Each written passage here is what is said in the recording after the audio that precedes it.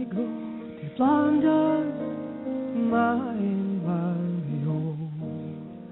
Will you go to Flanders, my bonny Mario? There we'll have ale and brandy. Well, hello everyone, welcome to EGH Media and Radio Northumberland tonight. On our show all to do with War and Remembrance with Matthew Ward from History Needs You. Hi Matthew. Good evening everybody. Just a quickie before we get going, we've got a few guests tonight who will be joining us at various points. I'll let Matthew explain about that in a minute. If you're in the chat room and you're there as a guest and you want to get involved, you can sign in via your Twitter and Facebook accounts. It may take you a couple of times because it's not the easiest, but if you do that, you can interact and post questions in the chat room.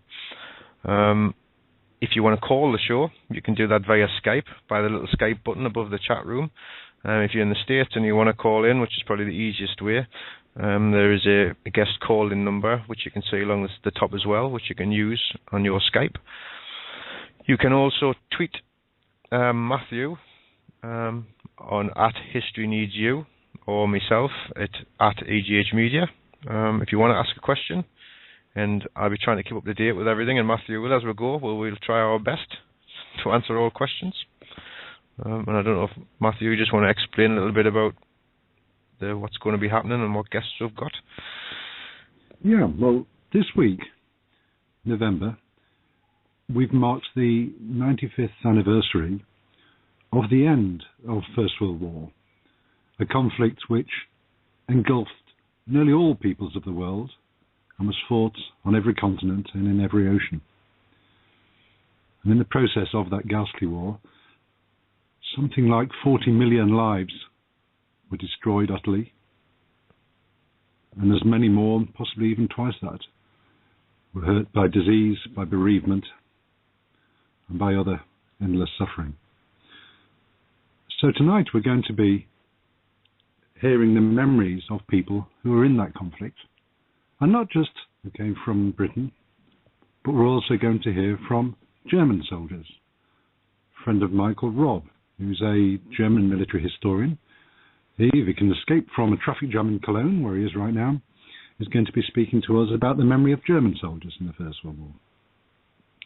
And we're also very privileged to have friends on from the World Sikh Heritage Trust, who are going to be talking about the contribution that the Sikh soldiers and the Indian Army as a whole made in the First World War. Something like 900,000 service personnel were drawn from India, so they're absolutely vital to Britain and to the Allies in the First World War. But let's start with a letter, a soldier's letter written from war.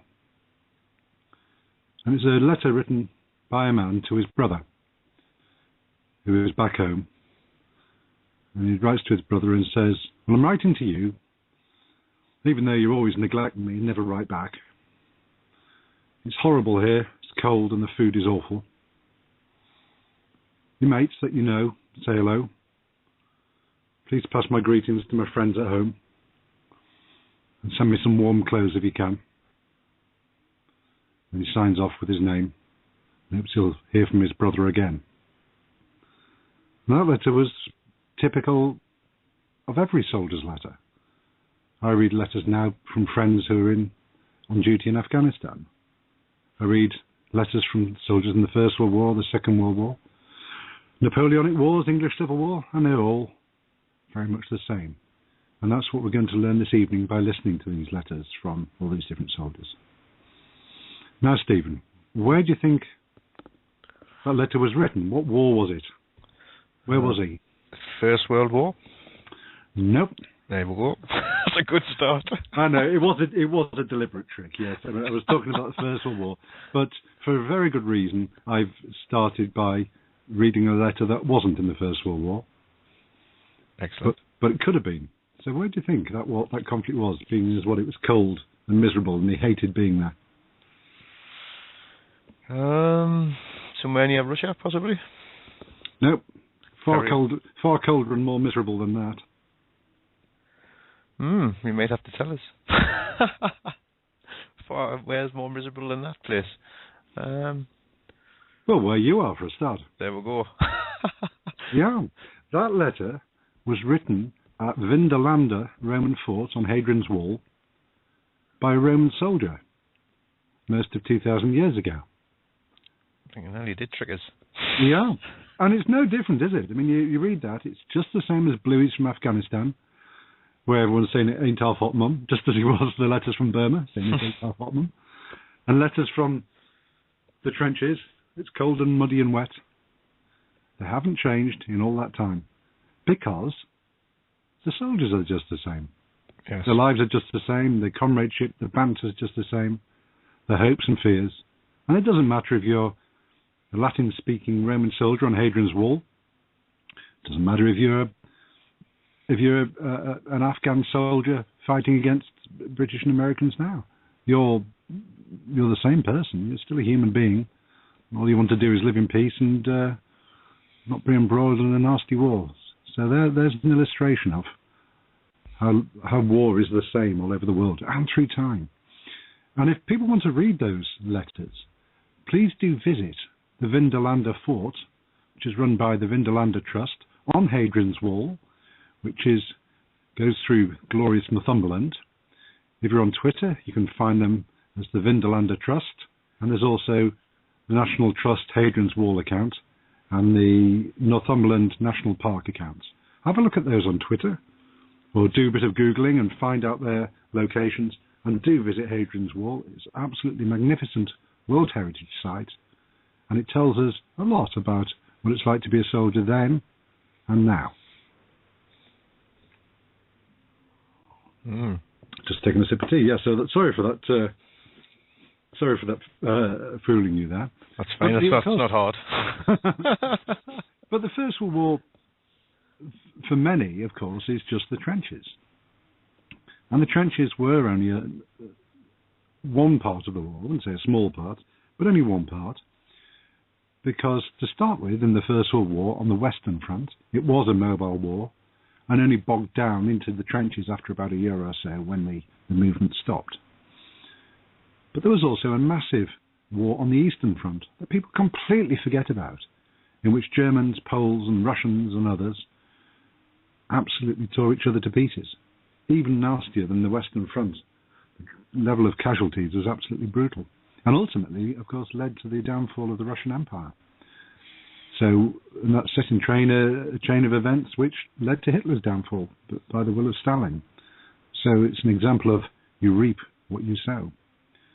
But there were battles on the seas, down in the Antarctic even. There was even a battle down in the Falklands at sea.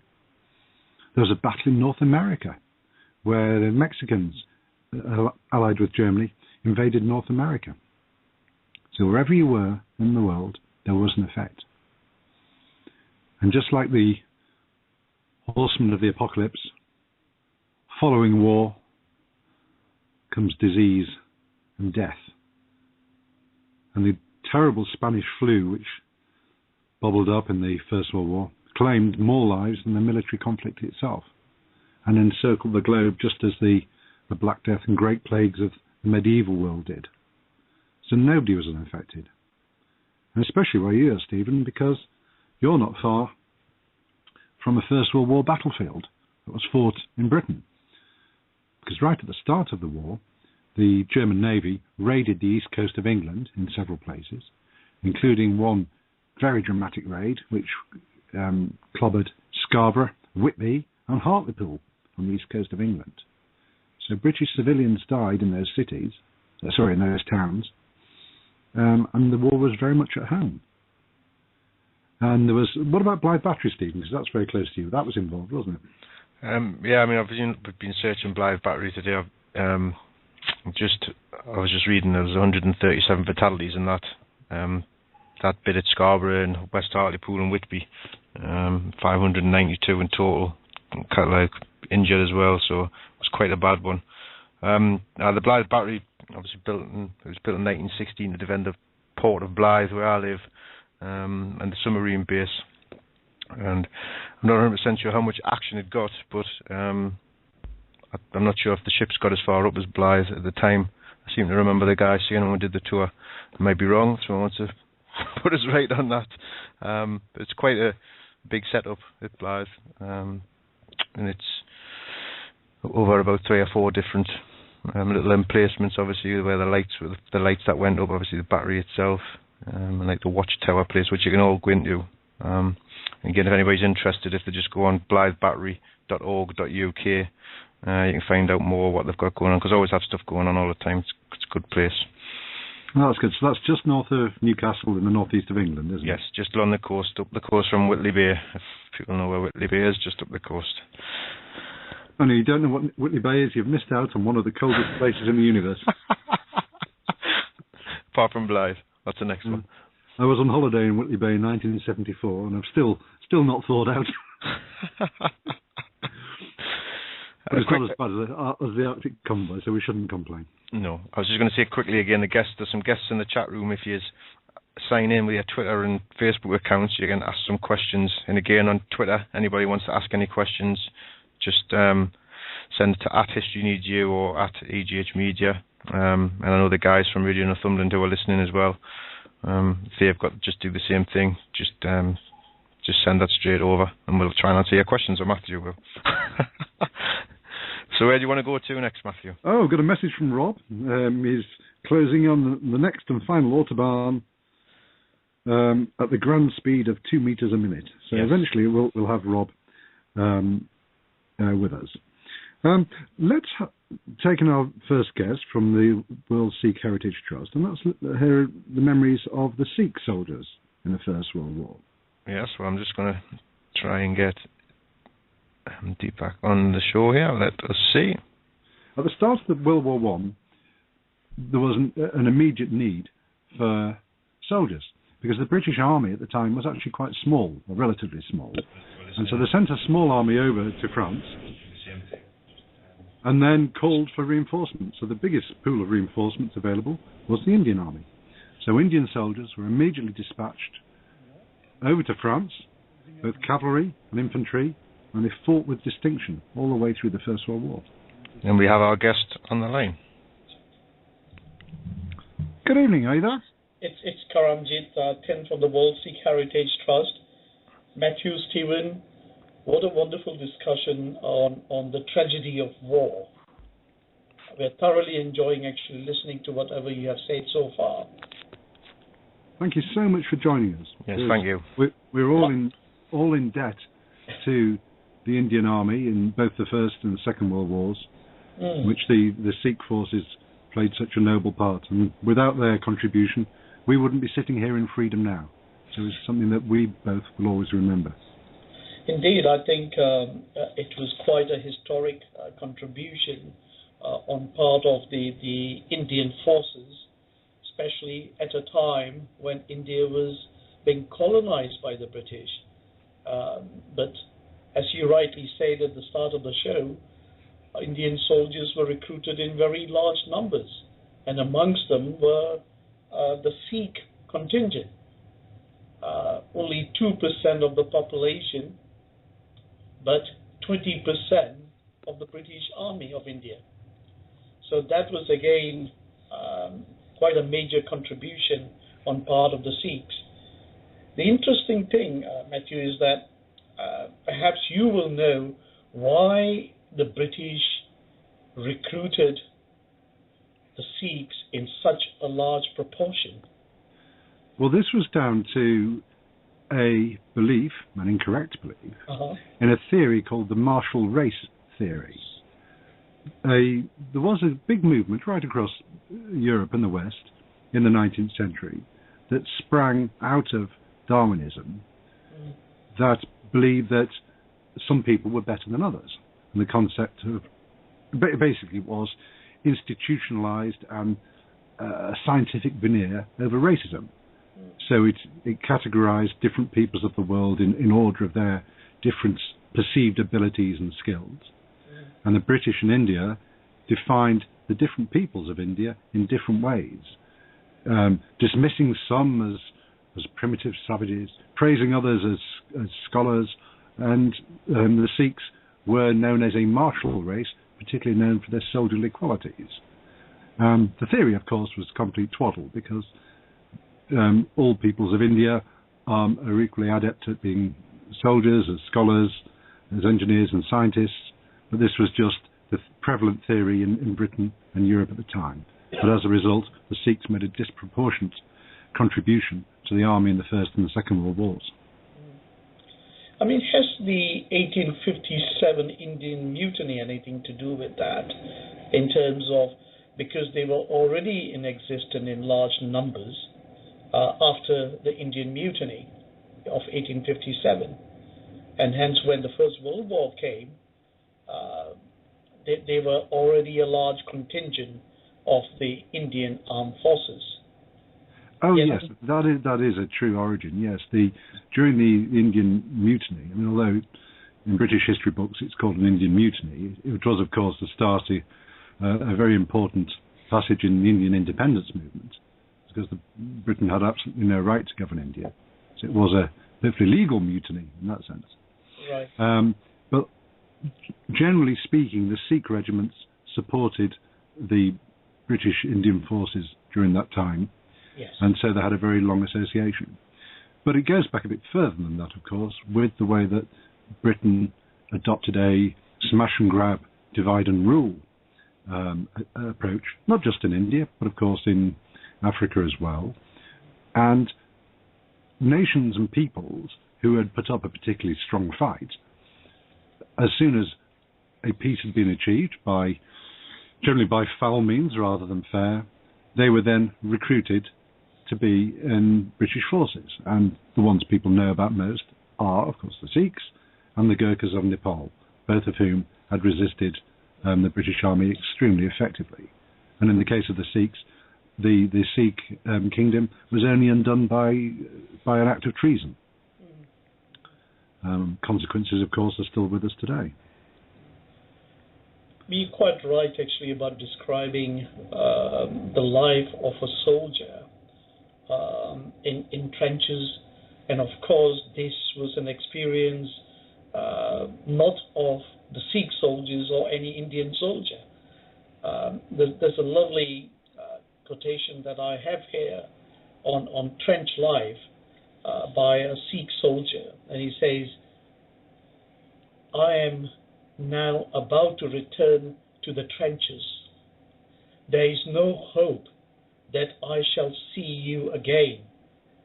For we are grain that is flung a second time into the oven, and life does not come out of it again."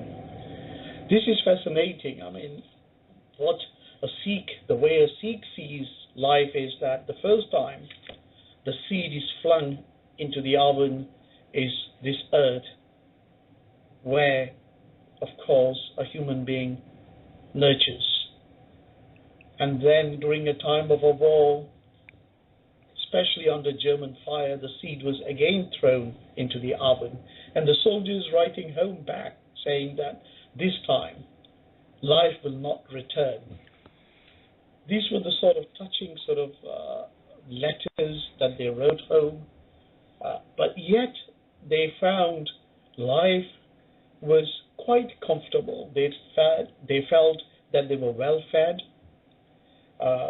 They were very disciplined. Even when they were wounded, there was a discipline that followed.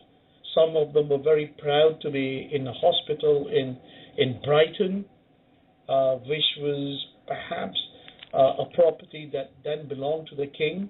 So they wrote all these stories back, and they also mentioned the difficulties that they experienced in the trenches. So yes, it was terrifying to some of the families that were hearing back home, but they were well paid. The soldiers were very well paid, and they wrote to the families back home to live well, and also to ensure that the children were well educated, and not to worry about them. They shall not return. They are in the service of the king and the Lord. And that's again a very much a Sikh philosophy of a defender of humanity, of good causes. So it's just the same as what the Tommy was meant to believe of fighting for king and country, or God, king and country, in fact. It's the same belief for Raj, the Sikh soldier. Yes, very much so. Now, if we take Raj, for want of a better name, if he'd come from, say, Lahore, which was Sikh capital, yes, and come to Britain, come to France, it's a heck of a climate change to deal with. Absolutely. What's Lahore like in summer, in August? That would be at least about 40 degrees or so. 40 degrees in summer, 40 to 45. And that's obviously at least about 15 to 20 degrees hotter than Europe. Yeah. Is it humid as well?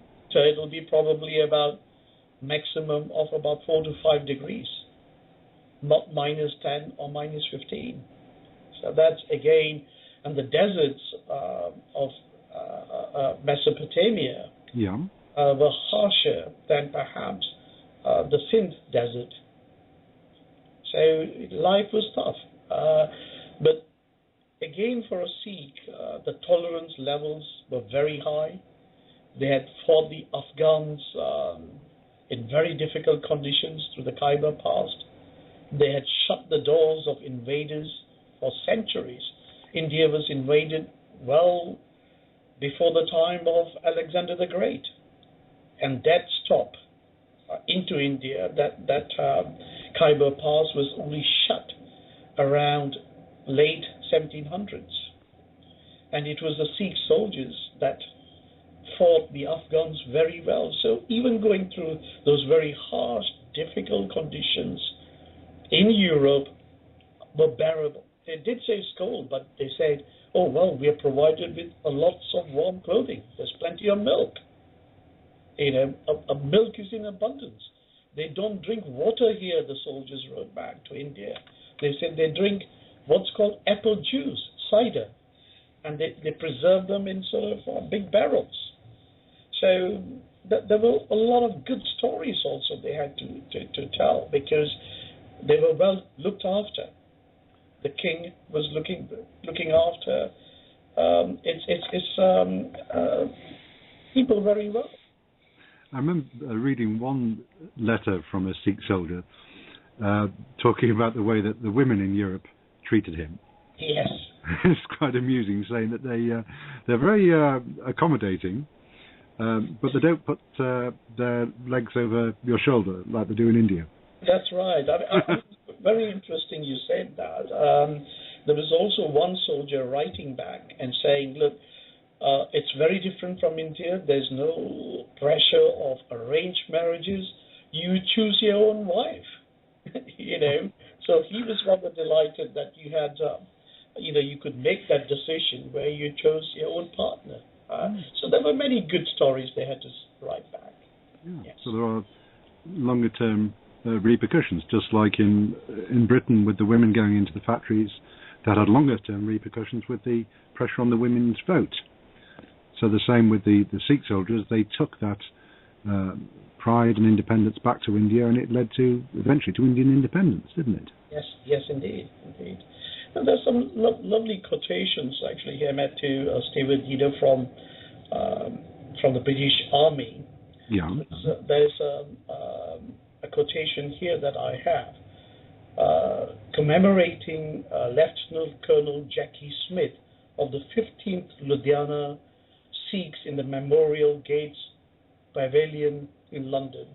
Yeah. He writes, 56 years ago, I joined the 15th Ludhiana Sikhs in Loralai, Baluchistan, and at once became imbued with the teachings and the life of Guru Nanak, the Sikh Gurus, the Sikh religion, the Gurdwaras and Sikh temples, the Granth Sahib, this is the Holy Scripture, became part of my life.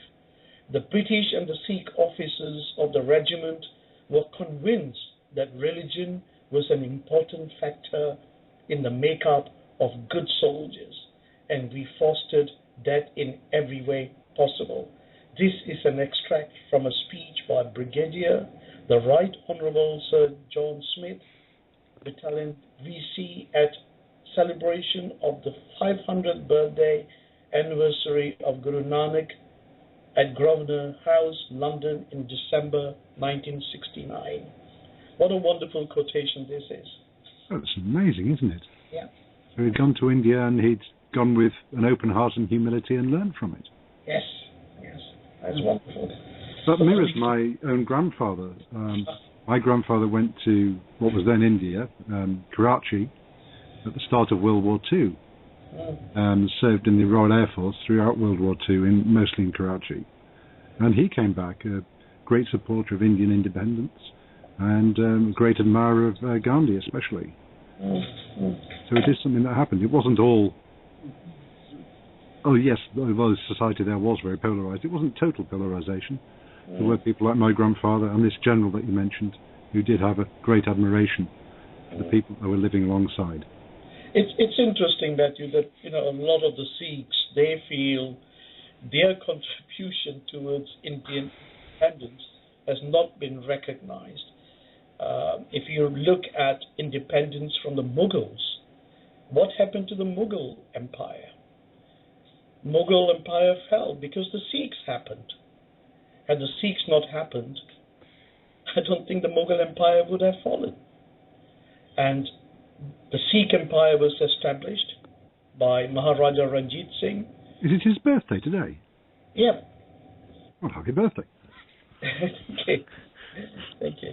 And had the Sikh Empire not been established, it would not have fallen. It fell at the British hands.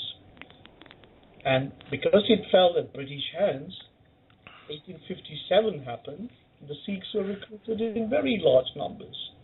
And when the World War came, the First World War came, Sikhs performed rather gallantly. They did very well. And I'm told that 90,000 Sikhs died in the First and Second World War. 300,000 were wounded. And the number I think you mentioned was about 900,000 were the total regiment in the First World War, yes. The total was 900. Yeah. So there's a very large proportion of that. Yeah. And I think even in the UK, you say in one of the emails I think that I had from you is that history needs you. But I think we need history. If we don't have sufficient insight into history, we will not understand today. And if we do not understand today, we will not have foresight. And I think our planners, national planners, international planners, we need a better understanding of history. Look at the issues today the Sikhs are facing in France in terms of wearing their turban. They're not allowed to wear a turban despite the horror stories that we hear of the trenches and the contribution a people made towards the freedom of Europe. Yeah, well, and especially France in the First World War. The French front collapsed, and it was the Sikh soldiers that held it at the start of the First World War. Yes. There wouldn't be a France now if it hadn't been for Sikh soldiers. Yeah. Churchill said somewhere very nicely that had these turbaned people not come by, perhaps the mother of parliaments wouldn't have been there. This is again, a very powerful statement. I don't know of the source. This is again heard through some of my colleagues, but I would definitely like to surface that. But it is true, because not only did the Sikhs and the Indian forces as a whole hold up the German advance at a critical time in the First World War, they were crucial in the Mesopotamian campaign, and that was vitally important for taking the Ottoman Empire out of the war and for cutting Germany off from the vital resources there and for keeping Britain and India united. And in the Second World War, the Indian soldiers, especially the Sikhs in the Western Desert Campaign, again prevented the Germans from taking over the oil fields of the Middle East. And if they'd done that, it would have been game over. So that quote is absolutely right. In both wars, the contribution was absolutely vital. Actually, it is a very interesting relationship between the British and the Sikh Empire. The Maharaja Ranjit Singh, he had a special relationship up to a certain level with the British. And if you look at the creation of the Commonwealth, 53 countries of the Commonwealth, Sikhs played a formidable part. I'm from Malaysia, Singapore.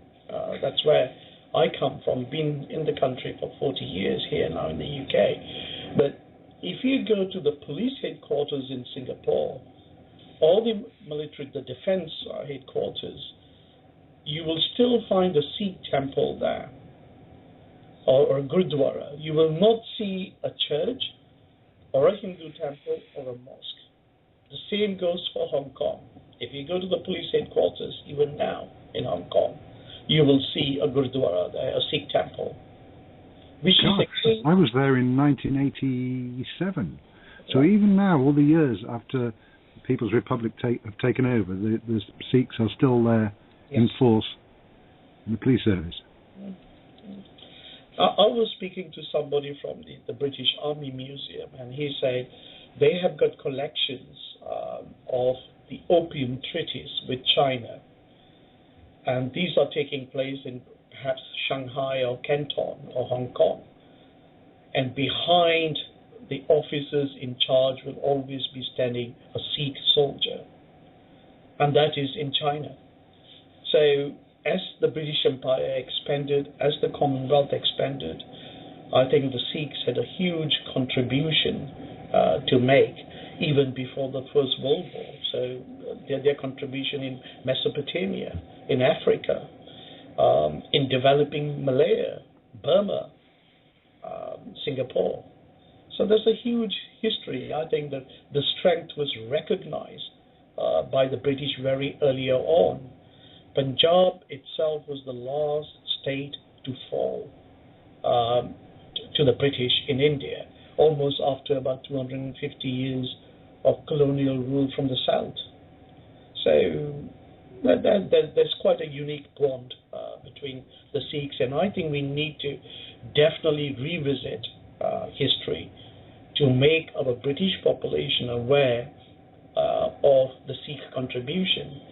But the tragedy is that even the Sikhs themselves are not aware today of the contribution they have made, both during the wars and perhaps in the development of the Commonwealth.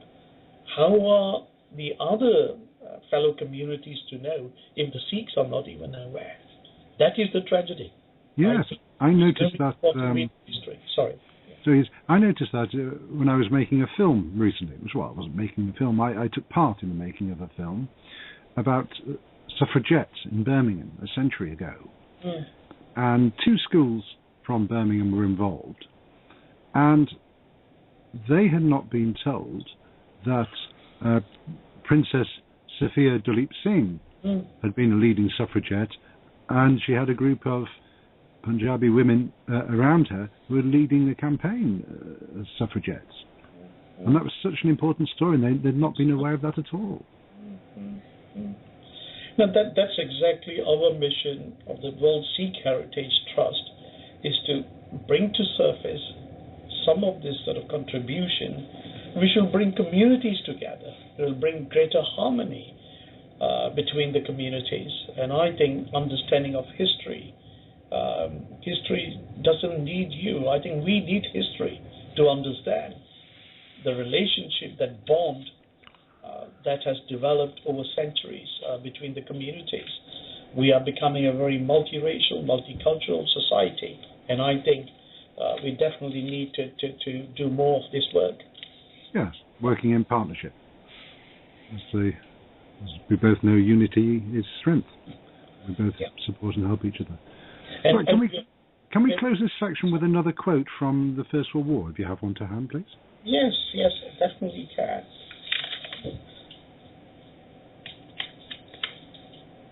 There's one here about Sikh prisoners of war in German captivity. Quite an interesting one. One aspect of combat that is overlooked in Sikh history is the plight of the prisoners of war. The subject of these rare images. They were taken from a German postcard series. This postcard series shows a Sikh prisoner in a German prison. placed in the context of the typical German soldier's belief that the Indian soldier was a superior fighting man, its true purpose becomes clear: to counter such a belief and to instill confidence in the ordinary German trooper who would inevitably meet Indian soldiers in the battlefield. Very few accounts of Sikh prisoners of war have been documented, but one that makes up for the dearth of the subject of a book called Hira Singh by Talbot Mundy, 1980. 100 Indian troops of the British Army have arrived at Kabul, Afghanistan.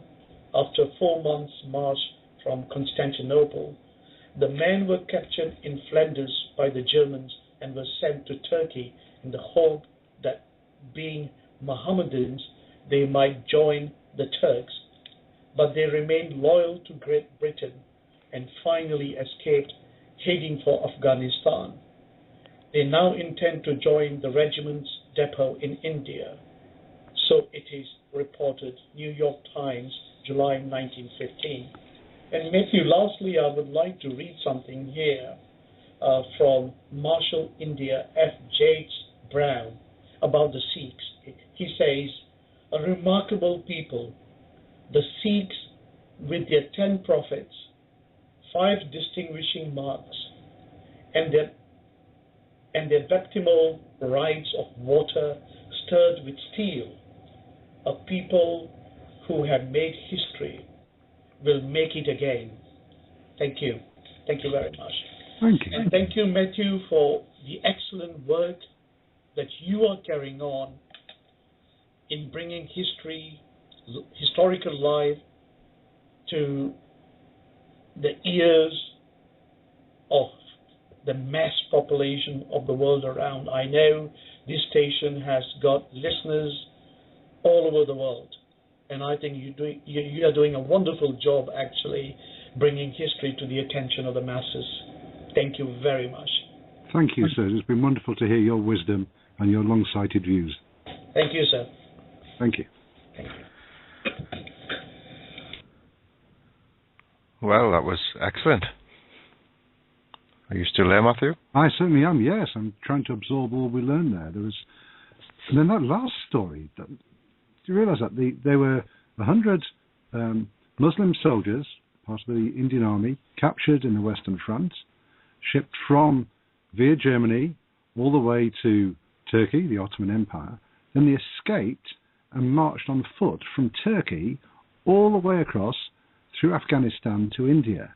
I mean, that's way beyond any story of the Great Escape. An astonishing achievement. Yes, it is astonishing. It's just, I get blown away sometimes when you just hear different, have different religions, different stories. It's great just to I'm just sitting back listening, in awe, really. Yeah. Now, if people want to learn more about Sikhism, please do look up my friends at the World Sikh Heritage Trust. They've got a very good account on Twitter and a website. But the best way to find out is to go to your local Gurdwara, your local Sikh temple. Whoever you are, whether you're white, black, Chinese, Jewish, Muslim, or Sikh, you will get a warm welcome, treated with kindness and respect. And best of all, you'll be treated with excellent food as well, because sharing food is a very central part of the kindness exhibited in the Sikh religion.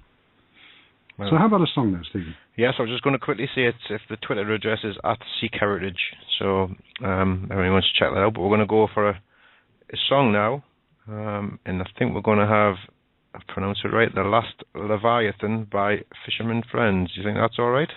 Yeah, no, you may be surprised by this choice of song. Yes. Because this song is about whaling, not about war. But the message in the song is a warning to us. If we kill all the whales, eventually this is going to come back and we're going to share the same fate. And what's going to happen if it's you, your wife, your child who gets killed instead of the whales? And the man who's singing, a wonderful chap, the lead singer of the Fisherman's Friends, himself was sadly killed in an accident preparing to perform earlier this year. A rig collapsed and a big metal door or something fell upon him, and he died there on stage. but he's a wonderful singer, and this is a rather heartbreaking song called The Last Leviathan. Last night I heard the cry of my last companion. Then came a blast from a harpoon gun, and I swam alone. I reflected on days gone by when we were thousands. Now I know I soon must die, the last Leviathan. My soul has been torn from me, and I am bleeding. My heart, it has been rent, and I am crying, as the beauty around me fails, and I am screaming. I am the last of the great whales, and I am dying. This morning the sun did rise in a crimson north sky.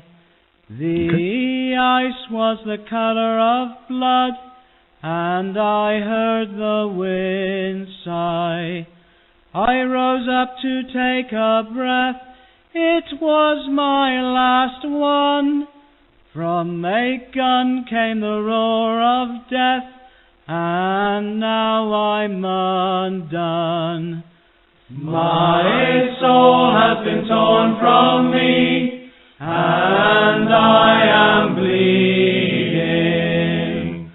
My heart, it has been rent, and I am crying, as the beauty around me fails, and I am screaming. I am the last of the great whales, and I am dying. And now that we all are gone, there will be no more hunting. The big fellow is no more, and there's no use lamenting. What race will be next in line? Oh, for the slaughter! The elephant or the seal, or your sons and daughters. My soul has been torn from me, and I am bleeding. My heart, it has been rent, and I am crying, as the beauty around me fails, and I am screaming. I am the last of the great whales, and I am dying.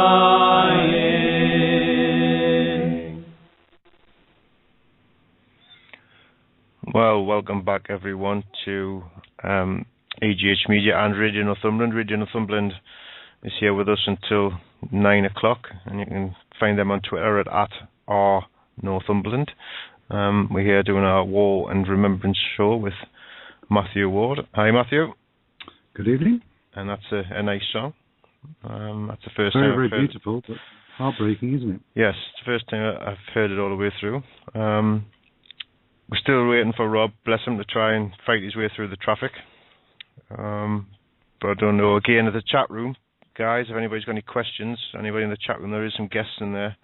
If they want to sign in with the Twitter or Facebook account, you can, and you can ask questions. If you want to call the show, just press the Skype button at the top. If you want to ask a question via Twitter, just do it. Send it to @HistoryNeedsYou or @AGH Media, and we will pick that up. Where do you want to go next to, Matthew? A lot of the work I'm doing at the moment is researching and teaching on the First World War, speaking on BBC Radio, and also setting up services for people at the National Trust and other museums. And one of the most useful teaching tools that I have are these letters that we've been listening to this evening, and also poetry. Because poetry says in few words that what even the most awesome film production can't do. It gets to the heart of the matter and communicates the emotion, the pity and the anguish of war. And in the First World War, my favourite poet is Wilfred Owen. He was born in Oswestry in Shropshire, and was, as a young man, quite a pious, religious man, destined, it seems, as a career as a teacher or as a clergyman.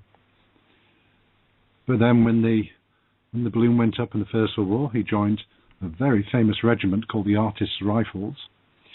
And to learn about the Artists' Rifles, if you look on Twitter for Artists' Rifles, there's an excellent account there, and it tells you all about this quite extraordinary regiment that isn't just a military unit, but is also a coming together of some of the most creative people in the history of Britain, especially the pre-Raphaelite movement.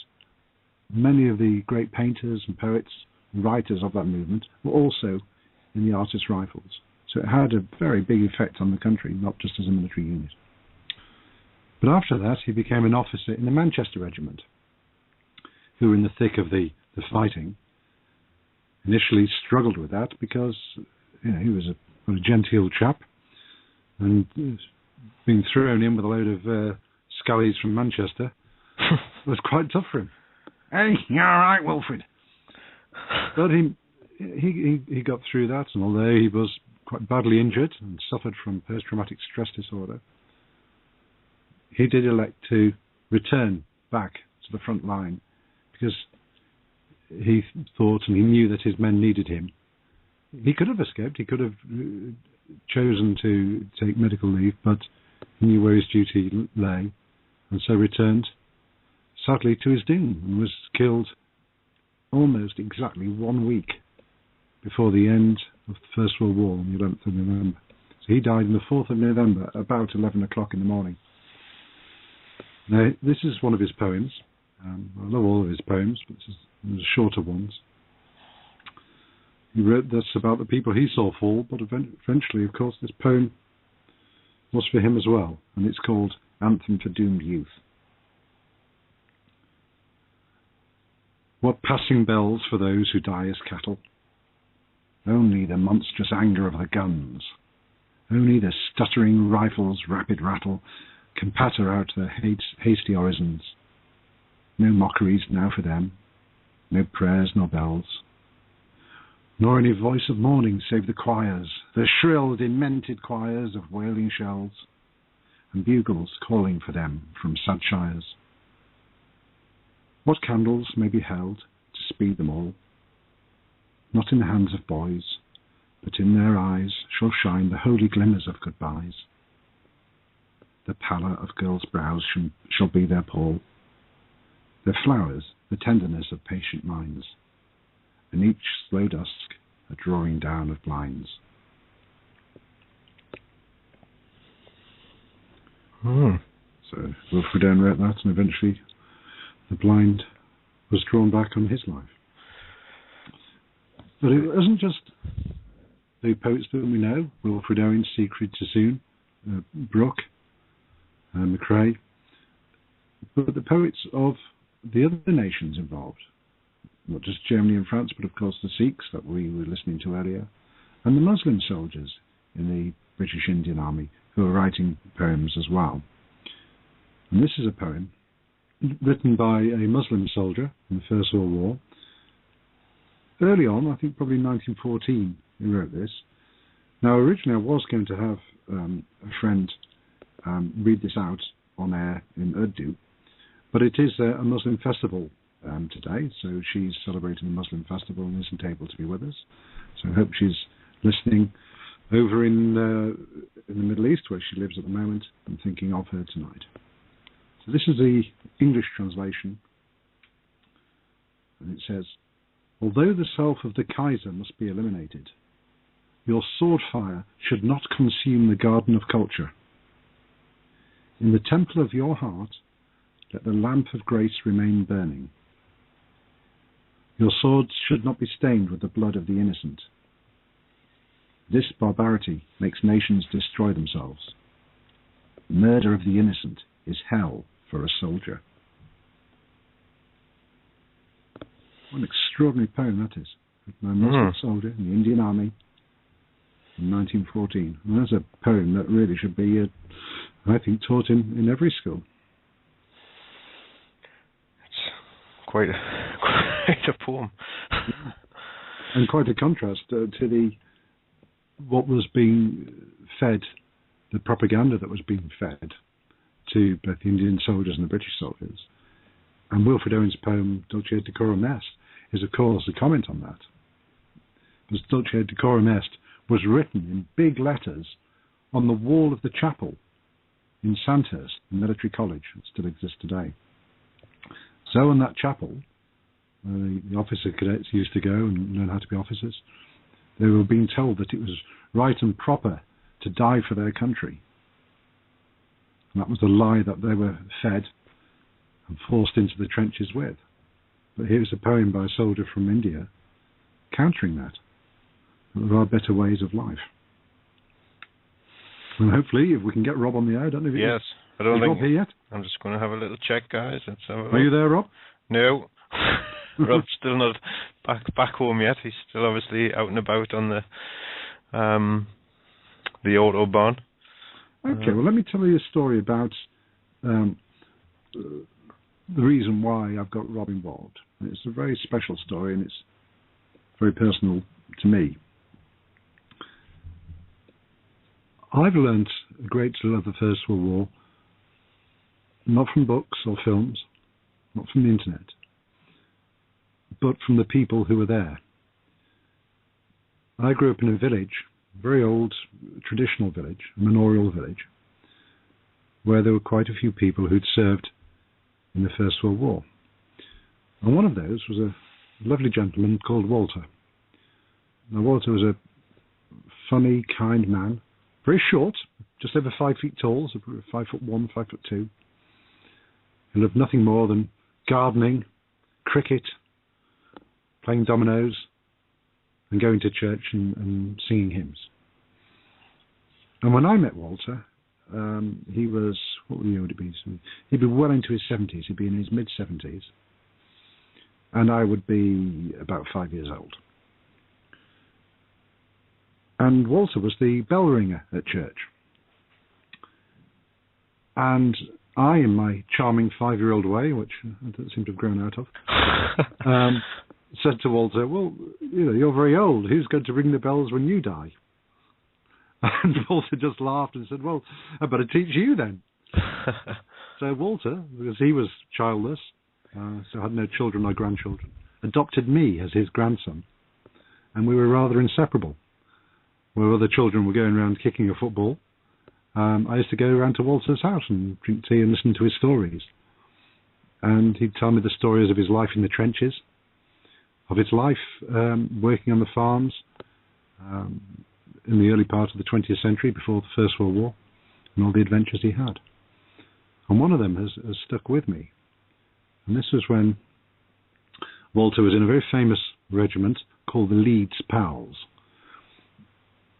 I mentioned at the start of the show the British Army in 1914 was quite small, or relatively small, the standing army. And once that force had been thrown into action in the Western Front and had been badly mauled, a new army was needed. And Lord Kitchener went around recruiting a new army. And this is where the famous "Your country needs you" poster comes from. The man with the hat and the moustache pointing the finger. And Walter answered that call and joined the West Yorkshire Regiment. And it was known as the Leeds Pals because these Pals battalions were formed of men who were all friends. Men from a street would join up in the same unit together, or men from the same factory or the same business.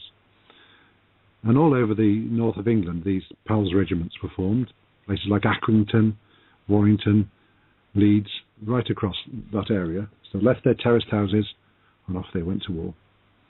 The consequence of this was terrible, because when these regiments were thrown into action and they were machine gunned down, whole streets lost their menfolk. And after the war, whole streets in Leeds and Accrington and places were bare of men. So they'd all been chopped in two by machine gun bullets. But that didn't happen to Walter, because in the Battle of the Somme, he was sent over the top. Little Walter, only 5'2", very young, only 17 then, so really he wasn't old enough to be there, but he'd, with the complicity of the recruiting sergeant, had managed to get into the war. And he went over the top, went through the machine gun bullets, and the shell fire, and the smoke, and the chaos. And in the middle of no man's land, amidst the mud and the barbed wire, he bumped into a German soldier much bigger than himself. And it was the job of that German soldier to bayonet him. That was his duty, because if he didn't bayonet Walter, well, Walter could kill him or kill his friends. That was his job. That's what he'd joined the army to do. That's what he'd sworn an oath of loyalty to do. But that German soldier wasn't just a soldier. He was a human being, and a very good human being. Because he looked down and he saw not an enemy, but a scared boy. And he looked at Walter and said, "Ah, little Tommy." And he patted him on the head and said, Your home is that way, your trench is that way, go home," and sent him on his way. So that was that day in, I think, 1917, and Walter lived on till 1981, because the kindness given by a German in the depths of the hell that was the Battle of the Somme. And because of that, I've always worked ever since then for reconciliation, especially with Germany. And so, thanks to the wonderful world of Twitter, I came to know Rob. And now, Rob and I do a great deal of sharing stories of First and Second World War, and we're working very closely over the next few years so that people know about the stories of both the British and the German soldiers, and realise that whatever the faults of the politicians and the generals on both sides, the poor blighters in the trenches, they were just the same. They're both covered in lice, both suffering bad food, both suffering from muddy boots, both having a horrible time. And so, it's time to bury the hatchet between those people. And so I'm really pleased that if Rob can get through the traffic in Cologne, we will be able to hear from him. And if not, if somebody can send a helicopter to rescue him, I'd be rather grateful. Is he there yet, Stephen? He's not there, so what I was going to suggest is, because it's coming to a time when Radio Northumberland guys who have been listening are leaving, we maybe put another song on and give Rob as much time as possible to come on air, and then obviously if we've got some more stuff to talk about after the song, we can chat a little bit. And then if we can't get Rob for whatever reason, then I'm sure between the three of us, we can sort out another show to chat about everything. Message from Rob. Let's see what he says. Oh. No, he's still stuck in traffic. You know what the problem is? Overturned lorry ahead. There you go. Live traffic reports from Cologne in Germany. So if you're listening in Cologne, please avoid the Autobahn because it's blocked. Yes. So I don't know if that means that's it for Rob and he can't come on. I think that probably is it for Rob. So if we go to a song now, so thank you to everyone listening on Radio Northumberland. Yeah. And I just want to say it's Anne's Rock Show next, Anne, so you're going to rock the place out between 9 and 10, and when Matthew and me finish, I'll be coming over to listen as well. So we'll go for a song, and then we'll come back. So goodbye to everyone, and as Matthew said, thank you, Radio Northumberland, and we'll be back in a few minutes.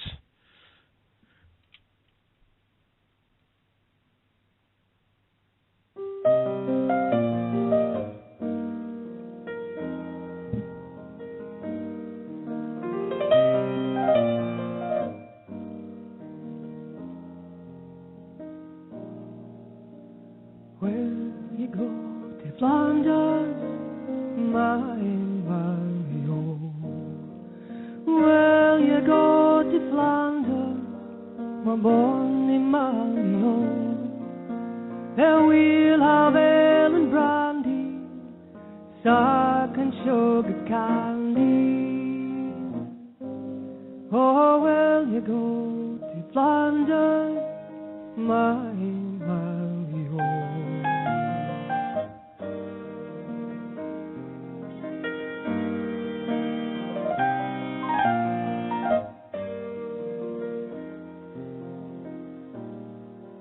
And will you go to Flanders, my Mary home? Will you go to Flanders, my bonny Mary home? There you'll see the lady swirling, and you'll hear the pipes skirling.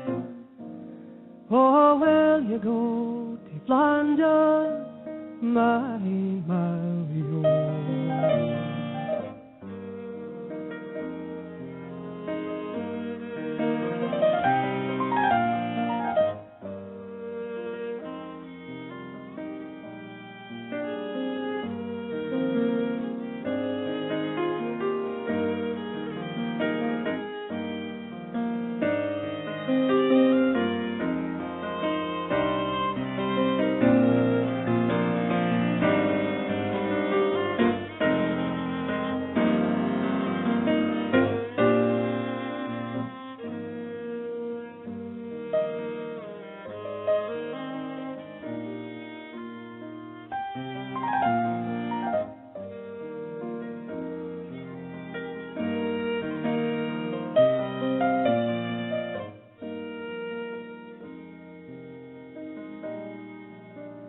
Will you go to Flanders, my Mary home?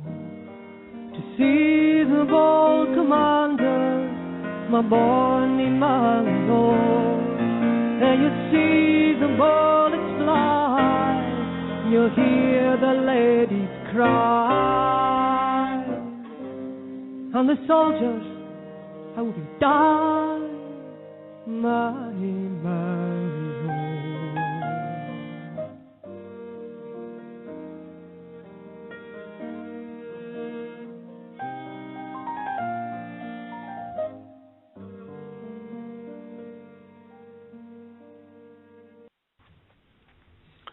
Another really nice song there by June Tabor, I believe it's pronounced Tabor. And welcome back again. Thanks to Radio Northumberland and the guys there for being with us for an hour. Like I said before the break, unfortunately it doesn't look like Rob's going to be able to get with us tonight, but just chatting to Matthew between the song there, we'll plan something soon where we'll get Rob, Matthew and myself back on and chat about what we're going to chat about and some more stuff.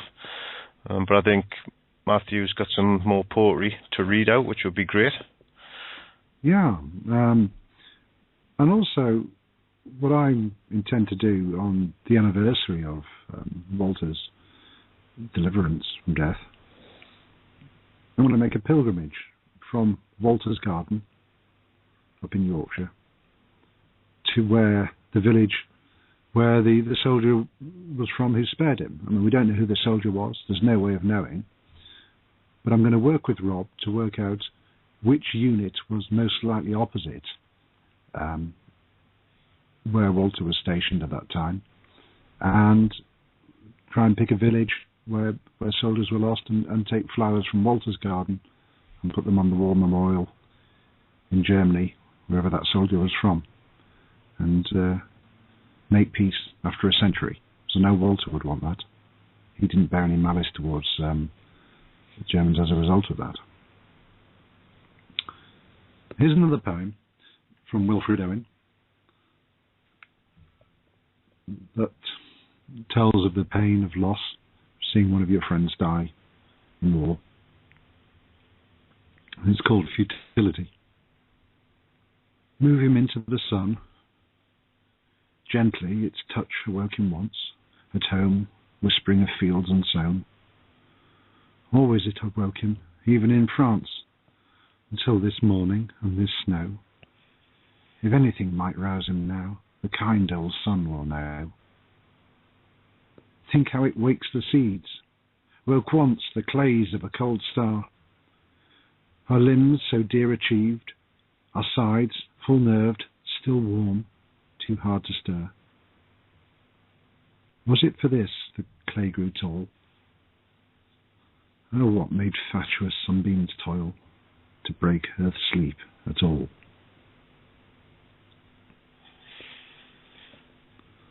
That was written by Wilfred Owen, and he went through some awful experiences. Once he was blown up by a shell, concussed and injured, and he lay amid one of his friends who'd been torn apart. And he lay out there in no man's land for quite some time and suffered post-traumatic stress as a result, and had to be hospitalised up in Scotland, where he met another great poet, Siegfried Sassoon, who helped him on his way as a poet. But of course that reality of suffering in war goes on today all around the world. And at the moment we've got many good men and women coming back from Afghanistan suffering from trauma as a result. And even if you don't agree with them being in Afghanistan, they are our responsibility as a society. Even if you completely disagreed with the politicians who sent them there, we do have a democratic structure in this country, and whether or not we agreed or disagreed with the government, it was a democratically elected government. So we should fulfill our obligations to these soldiers and sailors and Air Force personnel. So please do support an organisation called Combat Stress, who help personnel who suffered with post-traumatic stress disorder, including a number of friends of mine. It's a very important organisation, and they do a great deal of good work. You find their website, Combat Stress, and they also are on Twitter, Combat Stress, which is an excellent account with a lot of good guidance. Well said. And this weekend, I was commemorating my own family history in that regard. I was at the National Memorial Arboretum, which is the United Kingdom's National War Memorial, which is not in London, but right in the centre of England, at a place called Alrewas, which is near Lichfield in Staffordshire. It's a good choice for it because it's geographically the centre of England, so it's relatively easy for people from all over the UK, including Scotland, to access. It's on the main travel routes. And in the middle of this Memorial Arboretum, an enormous war memorial, new memorial, has been built and opened by the Queen, which is in the form of two circles, one inside the other. And the circles on one side are cut through with doors, with a space. And once a year, if the sun comes out, the sun shines through these two gaps and shines upon the wreath in the centre of the circle. Now this happened last year. It was a leaden day, but the sun broke through at exactly 11 o'clock. But this year there was another miracle, a sadder miracle, but it did occur exactly on the dot of 11 o'clock. As the bugler played the last post and silence fell, and people lowered their umbrellas and doffed their hats, all of a sudden the heavens opened and the rain started. And you could hear the rain pattering down on some of the umbrellas that had been left up and on the buildings and on the paths. And you knew for each drop of rain that was falling, a life had fallen in war. And many of those names were recorded on that monument. And those monuments are there, of course, mostly to forces from Britain, but also to people from other parts of the world. I visited the Indian Forces Memorial and took a photo of that and tweeted that to give my gratitude for the sacrifices they gave. And quite extraordinarily, I took a photo of the Gallipoli Memorial. Now, I took that to send to my friends in Australia, because the story of the Anzac soldiers is quite a formative event in the national identity of Australia. But 2 days after I'd taken that photo, my mother received a packet of photos and information about our family history, and found out that my grandfather's uncle had been killed at Gallipoli, and he's buried there still. So he was there in 1915. So it's quite extraordinary that I'd taken a photo, and then only subsequent that my own, what would that be, great uncle, I suppose. Yeah, great uncle. Yeah, had died in Gallipoli, along there with Anzacs, and with Indian soldiers as well. There were a lot of Indian soldiers. Sikhs and Muslims fought at Gallipoli, and people from Malta and Cyprus and various other parts of what was then the British Empire. But I was at the National Memorial Arboretum for one very important reason, and that was for my own little bro, who was killed in November 2009 disarming an IED, an improvised explosive device. He was disarming it to keep his platoon safe, because he cared very much for his men, just like Wilfred Owen had in 1918. Phil was doing the same in 2009, putting his own life on the line to save his men. And as he approached it, it was triggered remotely, and he was very badly injured and died shortly after of his wounds. Now, that bomb was set off not by some wild-eyed mad muller, as you might see cliches in newspapers, but by a fellow human being who was no different to me or Phil or you or anybody else who's listening, and in fact was most probably a child, as a lot of the people who operate the triggers on IEDs in Afghanistan have been children. And that child himself is a victim of war. They shouldn't be out fighting. They should be in school with other children. So I hope one day that I'll be able to find that child, and I wish them well. And I hope peace does return to their country, and they're able to live and grow in peace and have their own children in turn, instead of being the world's battleground as it has been for the past 2,000-3,000 years. Afghanistan has just forever been invaded by Britain, the United States, by Russia, by Alexander the Great, as we heard earlier in the show.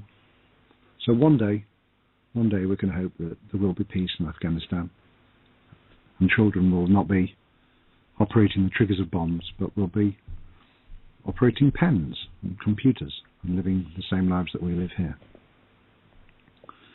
So at the National Memorial Arboretum, I remembered Phil and met with some of his former colleagues, met with the colonel who was at his funeral, the general of rifles, and especially had lunch with a fellow corporal of rifles who trained under him at Catterick up in the north of England. So it was good to share those memories and to hear the memories of all the old service personnel that I met there. And although there was lots of old men that I met, they were all full of good stories. Yes, they had tears in their eye for the friends that they lost, but they had some very, very rude and very funny stories as well. So I'm not going to repeat on air. But you can share in those stories too. Go down your local British Legion club, go and buy an old man a pint, and in return, you're sure to get a very funny story that you'll remember for a very long time. How about you, Stephen? What were you, in the Second World War? Do you know what your family were doing? I know my granddad was serving on the Repulse, which got sunk. Was part of was Force Z off the coast of Singapore. He got sunk by the Japanese, and he doggy paddled for a bit with his friends, and then I think they got taken to Egypt or somewhere. They got taken somewhere and come back home. My other granddad, who died when I was young, so I didn't have much time to find out a lot. But he was on the submarines. And obviously Blythe was a submarine, one of the submarine bases. He was on the submarines, but didn't get as much chance to talk about that. I know with my granddad, one of the stories when the repulse was going down, him and his friend went to jump off with some sort of explosion, and when he was in the water and turned around, his friend wasn't there, and he didn't see him again. So obviously his friend took the blast of the bomb and he didn't. But he wasn't really wanting to talk a lot about it. But again, if doing what I'm doing now, if he had still been alive, the last 5-6 years would have been a lot more information I would have gotten from him. Yes, no, that's an important lesson it is. Everyone needs to take action on, is that we lost the First World War generation in the blink of an eye. They were there, and then all of a sudden people thought, goodness me, there's 90th anniversary going on, and then the last 100 men died within a year or so. So we must all speak to the older members of our family and collect these memories. And it's easy to do now with the internet. There's lots of websites where you can compile them. You can make YouTube films or whatever other film website, record their memories and keep them, because they're important. Because within a very few years there won't be anybody left from that Second World War generation, and those will be lost. So all of us can take action on that. Yeah, and it was quite interesting when we did the school event, how many children there actually had some excellent stories, some of which should have been in, like you said, sent off to museums and places like that, because some of the stories were unbelievable, some of them. Yes, that was amazing, wasn't it? What month did we do that? I've forgotten. It was hot, so it must have been August to July or August, I think. Yes, it must have been June or July, because it was the end of the summer term, wasn't it? Yes, it must have been July, I think, June, July, but it was red hot. We're sitting outside, weren't we, chatting to the kids about, and some of the kids had some great stories about letters written from concentration camps and escaping and things like that, which obviously their grandparents had taught them. They did a very good job, didn't they? Because they were, how old were they all? Was it about 9 or 10 they were? They were 8 and 9, yeah. 8 and 9, and they, as part of the Second World War school project, they had gone out and collected their family memories. And as you said, they included prisoner of war stories, stories of aircrew, stories of Dunkirk. So extraordinary amount of information they collected and learnt about their own family history and preserved it for the future.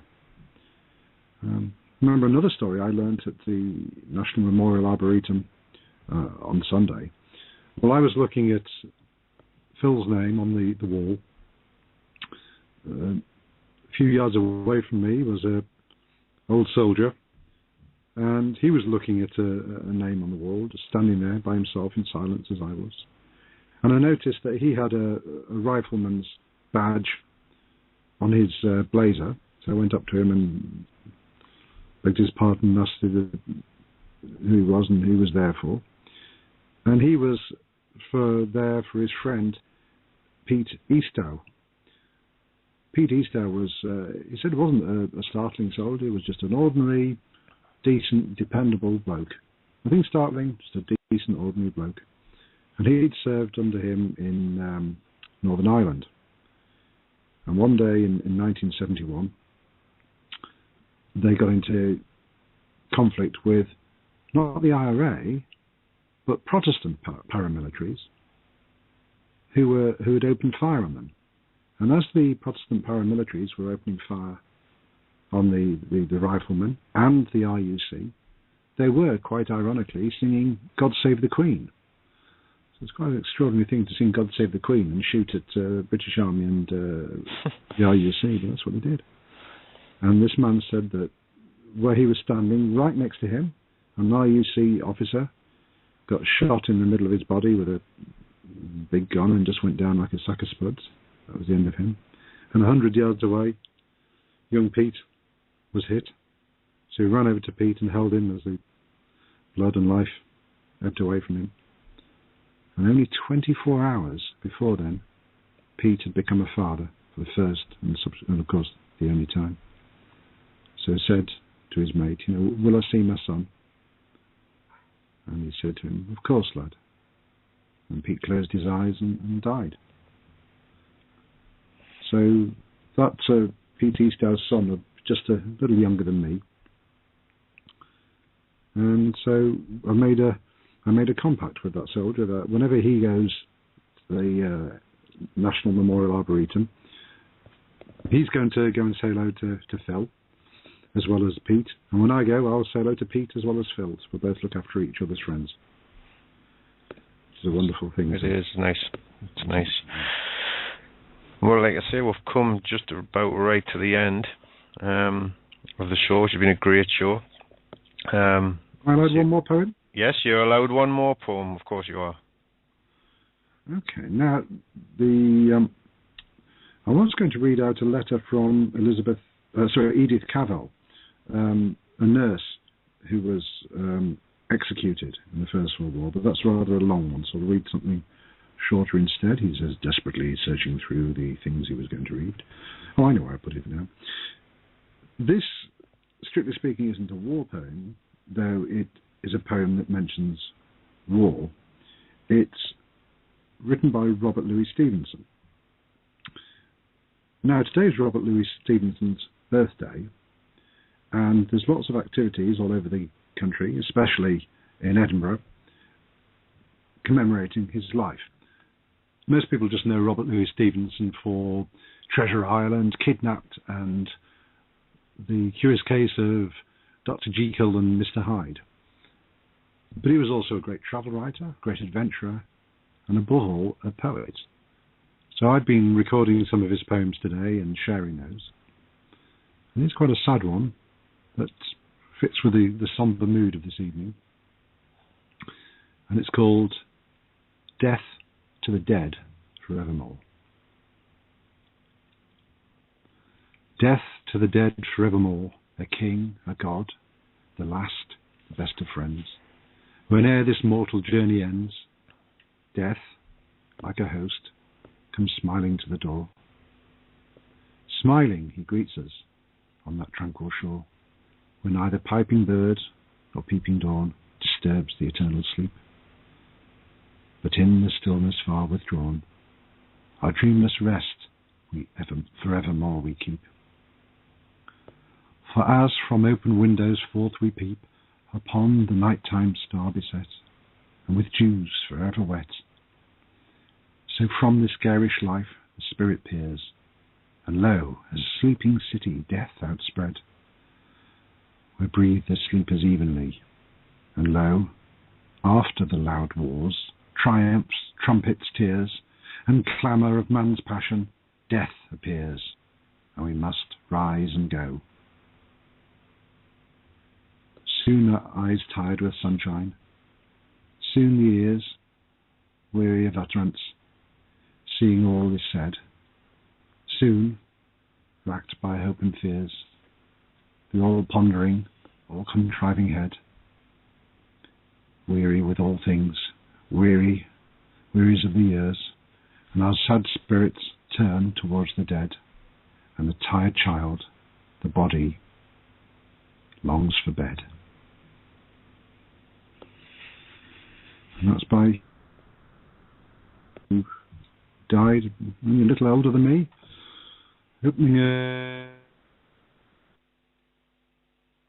Oh, we seem to have lost Matthew there. See if I can get him back, because I don't want to end the show without him, if possible. Let's see if I can get Matthew back for it.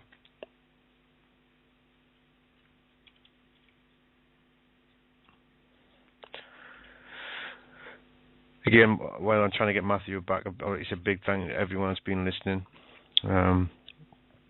We've got Matthew back, I think.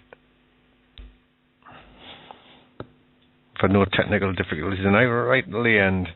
But hopefully, I shall have Matthew back any second here. Hello, Matthew. Hello. It doesn't look like we've got Matthew back. Because it's the end of the show, I'll say a few thank yous. Obviously, on behalf of Matthew. We had a lot of guests. We were trying to get Rob on tonight, but like I said, get a German side of perspective things, but that hasn't happened. So we'll do another show. I'm sure Matthew can sort that with Rob. and we'll set another show up to finish off Rob's bit and talk about plenty of other stuff. Again, thank you to the Sikh Heritage for coming on today, which was great, and I'm sure we could possibly do some more stuff in the future with the type of shows that we do with Matthew. Big thank you to Radio Northumberland for people listening there. Our show's finishing now. You can go on to Radio Northumberland and listen to Anne's Rock Show, which I'm going to do. And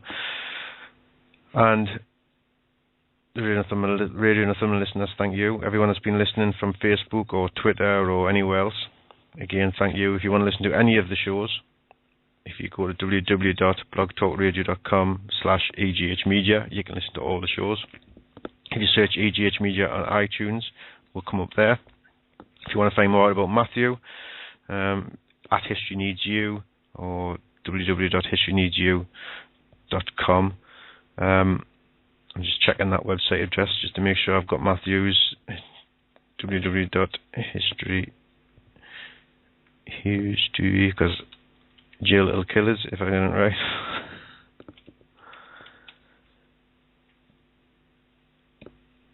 It's not History Needs You, History.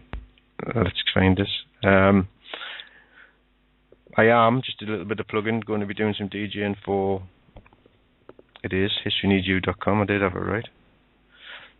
Brand new website which has been changed around. It looks excellent. Let's get yourself over there and check Matthew's site out. But I want to say goodbye on behalf of Matthew and myself, and everyone else that's been listening. Thank you, and we shall be back soon. Goodbye.